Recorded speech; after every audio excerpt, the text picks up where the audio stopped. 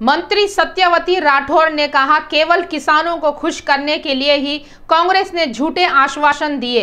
उन्होंने सवाल किया कि कांग्रेस शासित क्षेत्रों में इन आश्वासनों के अनुरूप काम क्यों नहीं किया जा रहा है। टीआरएस के मंत्रियों का कहना है कि भाजपा शासित राज्यों में भी कुछ ऐसी ही स्थिति है।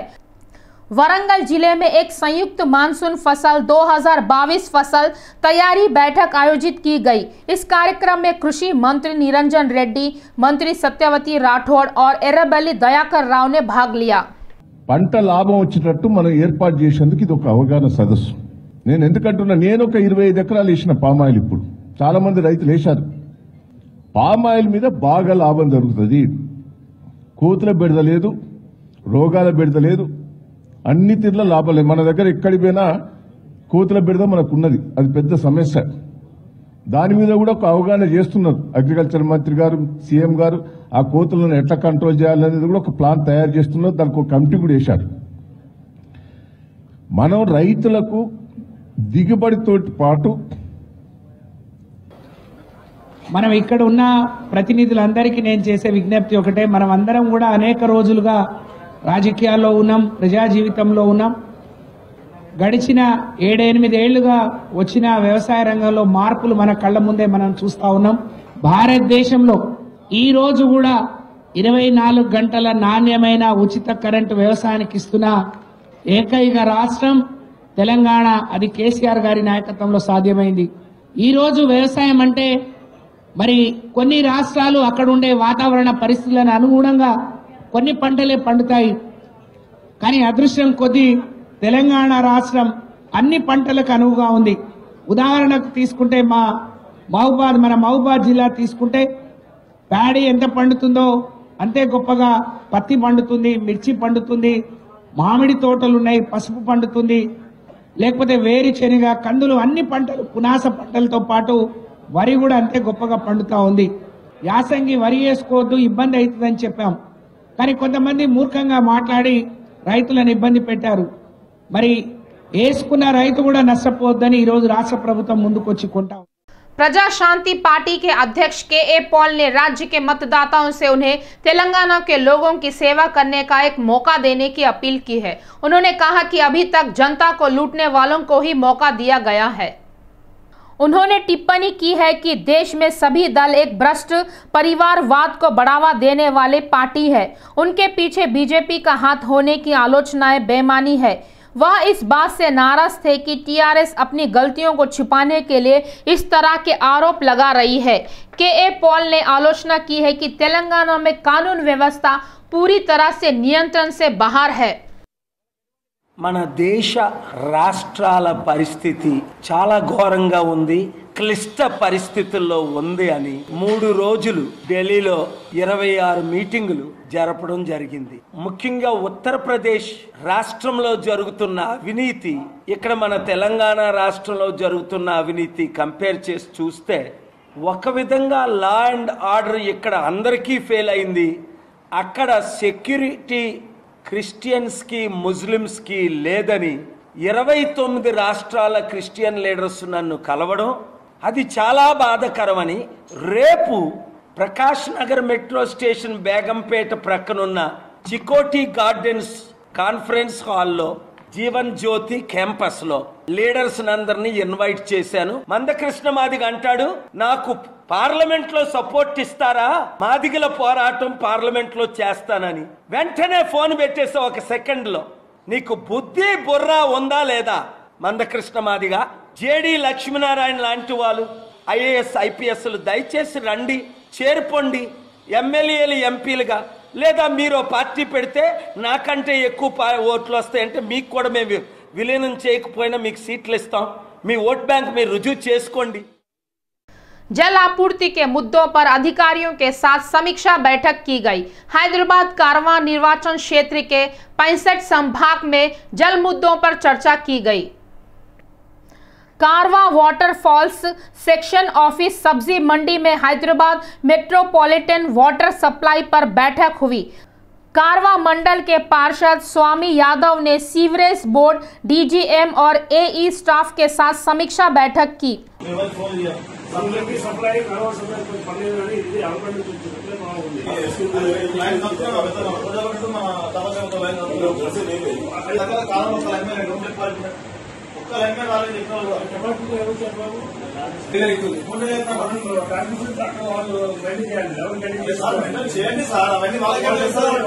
ग्रेटर हैदराबाद में रेस्टोरेंट और बार के मालिक सरकार को लाखों की फीस दे रहे हैं। ग्रेटर हैदराबाद रेस्टोरेंट और बार ओनर्स एसोसिएशन ने सरकार से उन मुद्दों का समाधान करने की मांग की है जिनका वे सामना कर रहे हैं। सोमाजीगुड़ा प्रेस क्लब में बातचीत करते हुए एसोसिएशन के अध्यक्ष दामोदर गौड़ ने कहा कि सरकार की नीतियों से बार मालिकों को भारी नुकसान हो रहा है। उन्होंने इस बात पर चिंता जताई कि तेलंगाना राज्य के गठन के बाद से उनकी स्थिति और अधिक दयनीय हो गई है। उन्होंने कहा कि सरकार की नीतियां और कोरोना के प्रभाव के बड़े क्षेत्र के सभी बार और रेस्टोरेंट को नुकसान उठाना पड़ रहा है। ఇక్కడ ఉన్న మా లైసెన్స్ లేవు మరియు ప్రెస్ మీడియా మిత్రులకు మరియు ప్రెస్ వాళ్ళకి మా యొక్క హృదయపూర్వక నమస్కారాలు తెలియజేస్తున్నాం. మేము కూడా ఎందుకంటే ఈరోజు ప్రెస్ మీట్ పెట్టడానికి కారణం ఏంటంటే మన తెలంగాణ రాష్ట్రం గురించి ఉమ్మడి రాష్ట్రం ఉన్నప్పుడు 2 రాష్ట్రాల గురించి ఉద్యమాలు జరిగినప్పుడు మా అసోసియేషన్ తరఫున మళ్ళీ లిక్కర్ అసోసియేషన్ తరఫున కూడా పోరాటం చేశాము. తెలంగాణకు సపోర్ట్ చేసి తెలంగాణ సాధించుకున్నాం. కానీ తెలంగాణ సాధించుకున్న తర్వాత 8 సంవత్సరాలు కావస్తుంది. లిక్కర్ వ్యాపారంలో మార్పులు చేర్పులు జరగలేదు. ఉమ్మడి రాష్ట్రం ఉన్నప్పుడు అందరికీ తెలుసు అక్కడ ఉన్న ఉమ్మడి రాష్ట్రంలో లిక్కర్ వ్యాపారం ఏ విధంగా ఉందంటే మన తెలంగాణ కాకుండా ఏపీలో మినిస్టర్లు ఎమ్మెల్యేలు ఒక సిండికేట్గా ఏర్పడి అక్కడ ఉన్న వ్యాపారం వేరు. మన తెలంగాణ రాష్ట్రంలో జీవనోపాధి గురించి ఒక మిడిల్ క్లాస్ వాళ్ళు ఈ వ్యాపారం చేస్తున్నారు. ఇప్పుడు కూడా తెలుసుకోవచ్చు మన తెలంగాణ రాష్ట్రంలో ఈ బార్ రెస్టారెంట్లకు 12 వరకు మనకు టైం ఉంది. వైన్ షాప్లో కూడా 11 వరకు టైం ఉంది. అది కూడా విత్ సిట్టింగ్ తోని. సో ఇంకొకటి ఏంటంటే వైన్ షాప్లో వాళ్ళు ఉన్న ఎక్స్పెక్టేషన్ ఏంటంటే ఒక్కొక్క బార్లో 30 నుంచి 40 మంది స్టాఫ్ ఉంటారు. వాళ్ళ స్టాఫ్ వాళ్ళ ఫుడ్ ఆ తర్వాత మేము ఏదైతే పేమెంట్ చేస్తున్నామో ట్రేడ్ లైసెన్సే కానీ లేబర్ లైసెన్సే కానీ ఈఎస్ఐ కానీ పిఎఫ్ఏ కానీ వీటన్నిటిని మేము బేస్ చేస్తున్నాం. సో వైన్ షాప్లకు ఇవన్నీ ఏమీ లేవు. సో అయినా సరే మేము అధికారులకు ఏం చెప్పాలంటే గత పాత టైమింగ్ ఏదైతే ఉందో వైన్ షాప్లకు మార్నింగ్ 11 to 10 అదే విధించండి. ఆ తర్వాత మాకు ఏదైతే బార్ రెస్టారెంట్లకు ఉందో ఆ టైం సేమ్ టైం ఇవ్వండి అని చెప్పాము. సో అందులో మేము గవర్నమెంట్ మాకు సపోర్ట్ చేయలేకపోయింది. సో వాళ్ళకు మరియు స్టాక్ విషయంలో కూడా మాకు ఇచ్చే 5 times కాకుండా వాళ్ళకు టెండర్లో బాగా రావాలని ఉద్దేశంతో వాళ్ళకి ఏం చేసింది 7 times 10 times చేసింది. మాకేమో అదే 5 times అలాగే ఉంది. ఆ తర్వాత కూడా టెండర్లు కంప్లీట్ అయిన తర్వాత కూడా గవర్నమెంట్ వైన్ షాప్లకు వాళ్ళు కట్టే ఫీజు సంవత్సరానికి 6 times విధించింది. 6 times వాళ్ళకి ఇచ్చింది విసులుబాటు. 25% బ్యాంక్ గ్యారెంటీ తీసుకుంది. సో మేమేమి ఇప్పుడు గవర్నమెంట్కు వైన్ షాప్లు కూడా వాళ్ళు కూడా 2 కళలాగా. సో మేము అదే అడిగాము, అయ్యా మాకు కూడా మేము కట్టే 40 లక్షల ఫీజులో కూడా మాకు కూడా 25% కదా కనీసం వాళ్ళకి 6 బాగా. हैदराबाद में एक स्कूल बस डिवाइडर से टकरा गई। घटना में एक सुरक्षा गार्ड घायल हो गया। पेद्दांबरपेट में कोंडोर शाइन स्कूल बस का ब्रेक फेल होने के बाद बस एक सुरक्षा गार्ड को टक्कर मार दी। गंभीर रूप से घायल सुरक्षा गार्ड को अस्पताल ले जाया गया। छात्रों के परीक्षा कक्ष में जाने के बाद यह घटना हुई और बड़ा हादसा होने से टल गया। ఈరోజు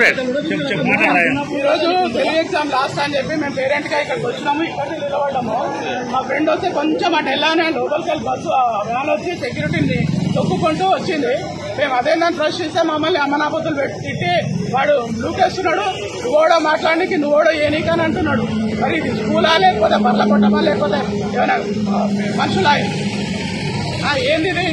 ఈ విధానం ఏంది? ఇది దయాకర్ అన్నట్టు మా మీదకి అందరినీ కలిపి మమ్మల్ని కొట్టడానికి ప్రయత్నాలు చేస్తున్నాడు. सीसीएस के संघर्ष के कारण जीएचएमसी के अधिकारियों ने मथुरा नगर में जियो सेल टावर परमिट रद्द कर दिया है। मथुरा नगर में जियो सेल टावर परमिट रद्द होने से स्थानीय लोगों ने जश्न मनाया। जीएचएमसी के अधिकारियों ने चेरलापल्ली संभाग के मथुरा नगर में जियो सेल टावर की अनुमति रद्द करने का आदेश जारी किया है। मथुरा नगर खुशी का इजहार कर रहे हैं। మాకు ప్రాణ భయం ఉన్నది। ఈ సెల్ టవర్ ఎత్తేయాలని చెప్పి ఇక్కడ మహిళలు సోదరీమణులందరూ కూడా వీరోచితంగా చేసిన పోరాటము, కుషాయుడ పోలీస్ అధికారుల సహకారము, ముఖ్యంగా మన ఇన్స్పెక్టర్ మన్మోహన్ గారు, సబ్ ఇన్స్పెక్టర్ల సహకారము, రాచకొండ పోలీస్ అధికారుల సహకారము ఉండడం వల్ల ఈ మహిళలు మన మహిళా సోదరీమణులు చేసిన పోరాటానికి జిహెచ్ఎంసీ కమిషనర్ వారు, హైదరాబాద్ జిహెచ్ఎంసీ కమిషనర్ వారు ఈ జియో సెల్ టవర్ మదననగర్లో సెల్ టవర్ను రద్దు చేస్తూ తీర్పునివ్వడము చాలా చాలా సంతోషంగా ఉంది। ఇది ఒక గొప్ప విజయము। ఇది ఈ మహిళా మన మధురానగర్ వాసులకు ఆ విజయాన్ని అంకితం ఉంటుందని చెప్పి ఈ సందర్భంగా గుర్తు చేస్తూ అందరికీ ఈ మహిళా సోదరిమణులు చేసిన పోరాటానికి మద్దతు ఇచ్చిన, ప్రత్యక్షంగా పరోక్షంగా మద్దతు ఇచ్చిన नायकुलु प्रजाप्रतिनिधुలందరికీ కూడా పేరు పేరున వందనాలు తెలియజేస్తున్నాము। कुशाईगुड़ा व मलकाजगिरी एसओटी पुलिस ने प्रतिबंधित गांजा बेचने वाले एक शख्स को गिरफ्तार किया है। कापरा के शंकरम्मा कॉलोनी निवासी मुनियाड़ी मुरुगेसन को हिरासत में ले लिया गया है। मुरुगेसन के गांजा बेचने की सूचना मिलने पर पुलिस ने उसके घर पर छापा मारा। पुलिस ने उसके पास से 1.7 किलो गांजा और 2 मोबाइल फोन बरामद किए हैं। उसके खिलाफ पहले भी 2 मामले हो चुके हैं। वह धूलपेट के महेश नाम के शख्स के साथ गांजा खरीदकर अन्य को बेचता था। आरोपी को कोर्ट में पेश कर पुलिस ने रिमांड पर भेज दिया। सिरसिल्ला जिले में पत्रकार दुर्गम विजय बाबू पर हुए हमले की निंदा करते हुए तेलंगाना पत्रकार संगठन ने अंबरपेट गांधी प्रतिमा के पास धरना दिया। वे नाराज थे कि तेलंगाना राज्य में पत्रकारों के लिए कोई सुरक्षा नहीं थी। तेलंगाना पत्रकार संघ के ग्रेटर महासचिव एमडी सद्दाम ने कहा कि पत्रकारों पर हमला करना गलत है। उन्होंने राज्य में पत्रकारों की सुरक्षा की मांग की है। दुर्गम ने चेतावनी दी कि विजय बाबू पर हमला करने वाले आरोपियों को गिरफ्तार कर कड़ी से कड़ी सजा नहीं दी जाती है तो आने वाले दिनों में बड़े पैमाने पर आंदोलन किया जाएगा। ఇప్పటికైనా తెలంగాణ రాష్ట్ర ప్రభుత్వం ఇప్పటికైనా జర్నలిస్టులకు భద్రత ఏర్పాటు చేయాలనేసి మేము తెలంగాణ జర్నలిస్ట్ సంక్షేమ సంఘం నుంచి మేము డిమాండ్ చేస్తున్నాము। మరియు ఏదైతే జర్నలిస్ట్పై దాడి చేశారో ఆ వ్యక్తులను తక్షణమే అరెస్టు చేసి వారిపై కఠిన చర్యలు తీసుకోవాలని, లేని పక్షాన రాబోయే రోజుల్లో పెద్ద ఎత్తున ఆందోళన చేస్తామనేసి మేము హెచ్చరిస్తున్నాము। గతంలో మనం చూసుకున్నట్టయితే ఎంతోమంది జర్నలిస్టులపై ఇలాంటి దాడులు చాలా జరిగాయి। కానీ ఇంతవరకు తెలంగాణ రాష్ట్ర ప్రభుత్వం సీఎం కేసీఆర్ గారు మరియు కేటీఆర్ గారు ఇంతవరకు వారిని ఎలాంటి శిక్షకు అర్హులు చేయలేదు। తెలంగాణ రాష్ట్రంలో జర్నలిస్టులకు భద్రత లేదా? మొట్టమొదటిగా తెలంగాణ రాష్ట్ర ప్రభుత్వాన్ని ప్రశ్నిస్తున్నా। ఈరోజు తెలంగాణ రాష్ట్రంలో మీడియా, ఎలక్ట్రానిక్ మీడియా కానీ ప్రింట్ మీడియా కానీ ఈ మీడియా అనేదే లేకుంటే తెలంగాణ రాష్ట్రం వచ్చేదా? ఇవాళ తెలంగాణ రాష్ట్రం వచ్చిందంటే మీడియా కలం ద్వారా। ఇవాళ కలం ఉంటేనే తెలంగాణ రాష్ట్రం వ్యాప్తంగా ఆందోళనలు కానీ, రాష్ట్ర రోకోలు కానీ, రాష్ట్ర వ్యాప్తంగా సకల జనుల సమ్మెలో పాల్గొన్న ప్రజలందరూ కూడా అందరూ పాల్గొంటేనే తెలంగాణ రాష్ట్రం వచ్చింది। అది కూడా తెలంగాణ రాష్ట్రం రావడానికి ముఖ్య కారణం నిర్మాణం చేస్తుంటే ఫలానా పార్టీకి ఇంత ఇవ్వాలి, ఫలా బ్రోకర్కి ఇంత ఇవ్వాలి, మన రాష్ట్రంలో ఇప్పుడు ఉందా, మన రాష్ట్రం లేదు అనడము సిగ్గుచేటు। అవినీతి కోట్లలో అవినీతి జరుగుతుంది, కోట్లలో లక్షలు కాదు కోట్లలో అవినీతి జరుగుతుంది। కేటీఆర్ ఈ 3 రోజుల్లో జరిగిన సిరిసిల్ల జిల్లా విలేకరిపై స్పందించాలి, కఠిన వాళ్ళకు దాడి చేసిన వాళ్ళపైన కఠిన చర్యలు తీసుకోవాలి। ఈ సమాధానం నువ్వు ఇవ్వాలి, మాకు ఇవ్వాలి, లేకపోతే ఉద్యమం అయిన తర్వాత ఉద్యమం జరిపిస్తాం। తెలంగాణ ఉద్యమం ఎలా జరిగిందో ఆ ఉద్యమం జరుగుతుంది తెలంగాణలో, గుర్తుపెట్టుకోండి। जुबली हिल्स रोड नंबर 45 पर सड़क दुर्घटना में तेज गति से आ रही बोलेरो वाहन डिवाइडर से जा टकराई। हादसा अभिनेता बालकृष्ण के घर के पास हुआ। गाड़ी चला रही युवती ने बताया कि एम्बुलेंस को रास्ता देने के दौरान नियंत्रण खो दिया गया, जिससे वाहन डिवाइडर से जा टकराई। इससे यातायात व्यवस्था बाधित हुई। हालांकि पुलिस मौके पर पहुंची। पुलिस ने कहा कि उसने ड्राइविंग के दौरान शराब नहीं पी थी। सुल्तान बाजार में एक कपड़े की दुकान की तीसरी मंजिल पर आग लग गई। क्षेत्र में फैले घने धुएं से स्थानीय लोग परेशान थे। स्थानीय लोगों की सूचना पर दमकल की गाड़ियां मौके पर पहुंची और आग पर काबू पा लिया। पुलिस को आशंका है कि हादसा शॉर्ट सर्किट के कारण हुआ होगा।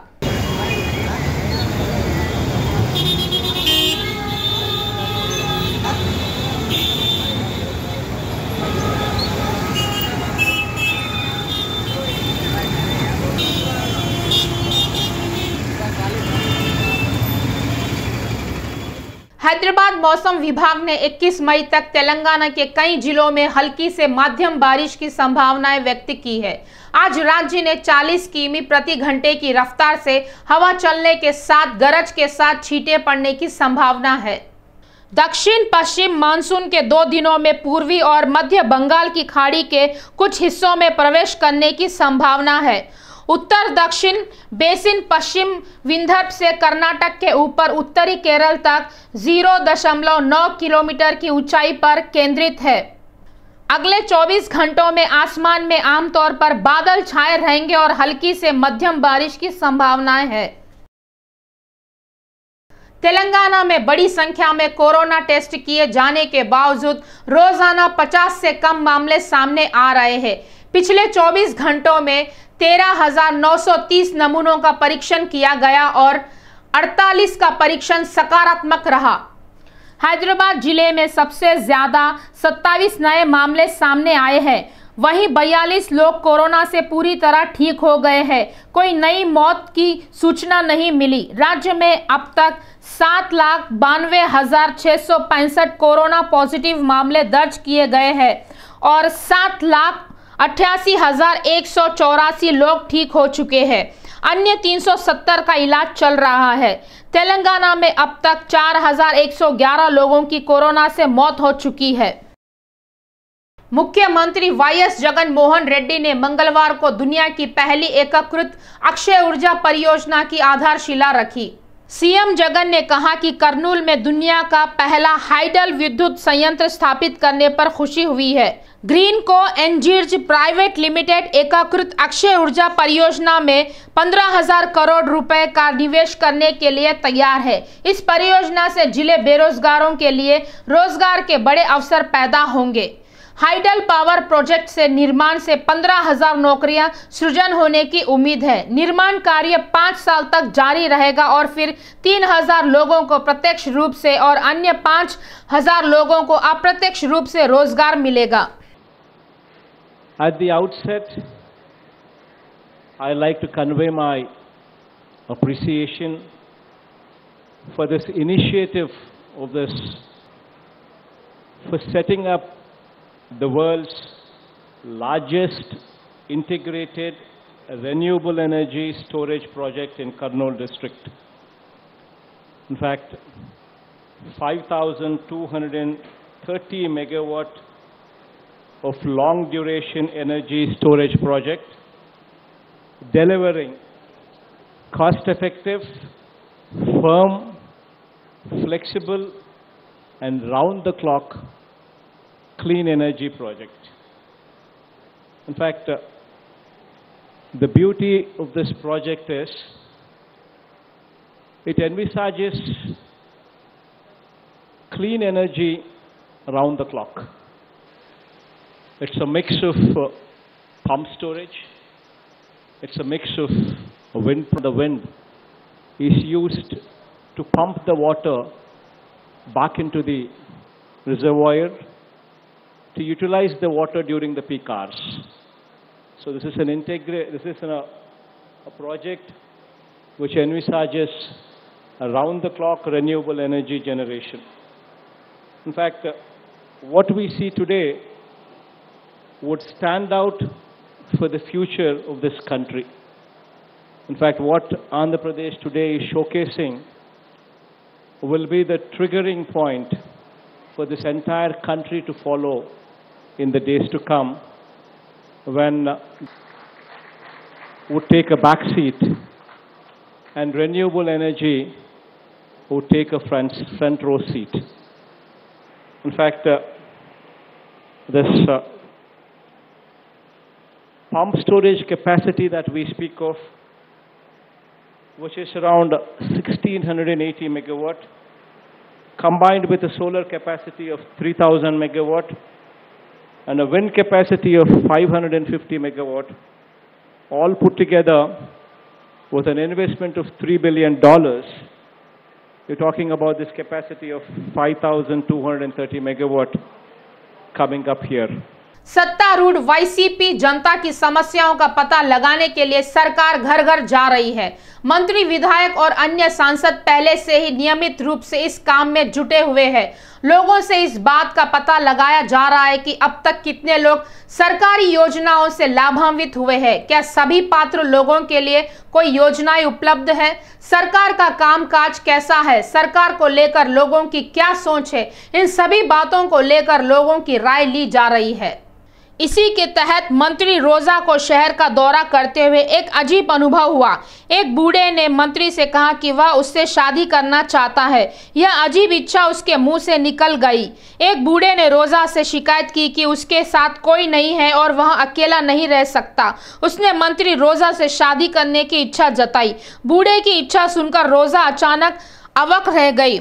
मंत्री रोजा ने मुस्कुराते हुए बूढ़े को जवाब दिया कि वह उसके साथ शादी नहीं कर सकती। हालांकि बूढ़े की इच्छा सुनकर वहां मौजूद सभी लोग हंस पड़े। घटना पुत्तूर क्षेत्र के शिरुगु राजू पालेम में हुई।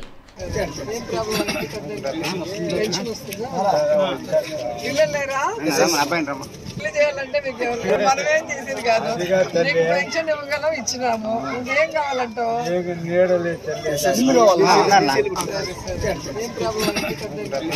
పెన్షన్ వస్తుందా? పిల్లలు లేరా?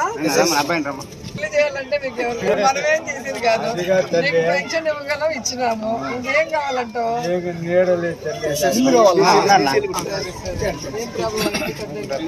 పెన్షన్ వస్తుందా? పిల్లలు లేరా? పెళ్లి చేయాలంటే మీకు ఎవరు మనమేం చేసేది కాదు, నీకు పెన్షన్ ఇవ్వగలం, ఇచ్చినాము, ఇంకేం కావాలంటావు?